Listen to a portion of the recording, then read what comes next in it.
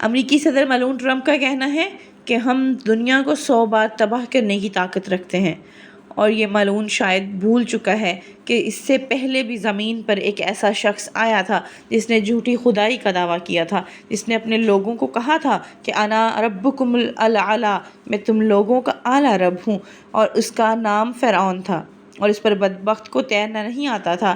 اور میرے اللہ کی شان دیکھو، میرے اللہ نے بیچ سمندر میں اس کو غرق کر دیا، اس کی فوج کے ساتھ اس کو تباہ و برباد کر دیا، اور آج بھی دنیا میں اس کی لاش محفوظ ہے۔ میرے اللہ اس کی لاش کو محفوظ رکھا اور آنے والے لوگوں کے لیے عبرت کا نشان بنایا، تاکہ دوبارہ کوئی ایسا دعویٰ نہ کر سکے۔